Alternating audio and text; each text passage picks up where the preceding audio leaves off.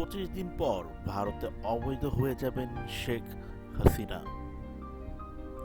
সরকারি চাকরিতে কোটা সংস্কার নিয়ে ছাত্র জনতার বিক্ষোভের মুখে গত 5 আগস্ট দেশ ছেড়ে পালিয়ে যান সাবেক প্রধানমন্ত্রী শেখ হাসিনা।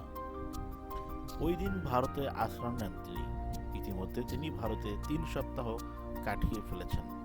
এরই মধ্যে শেখ হাসিনা সহ তার সরকারের সবার কূটনৈতিক লাল পাসপোর্ট বাতিল করেছে বাংলাদেশ সরকার। ভারতীয় সংবাদ মাধ্যম হিন্দুস্তান টাইমস জানিয়েছে, যেহেতু হাসিনার লাল পাসপোর্ট বাতিল করা হচ্ছে, তাই নিয়ম অনুযায়ী তার ভারতে অবস্থানের সময় ফুরিয়ে আসছে।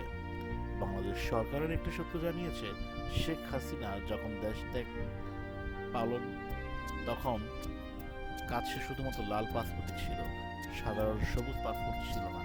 ভারতের ভিসা নীতি অনুযায়ী যেসব বাংলাদেশির কাছে কূটনৈতিক লাল পাসপোর্ট আছে, তারা ভিসা ছাড়াই ভারতে প্রবেশ এবং সর্বোচ্চ ৪৫ দিন পর্যন্ত অবস্থান করতে পারেন।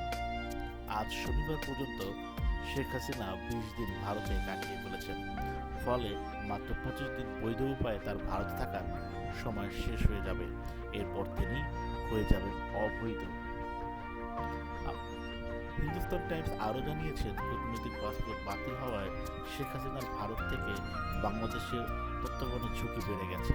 হাসিনার বিরুদ্ধে এখন পর্যন্ত ৫১টি মামলা হয়েছে, যার মধ্যে ৪২টি হত্যা মামলা। এসব মামলায় তার বিরুদ্ধে বিচার শুরু হবে।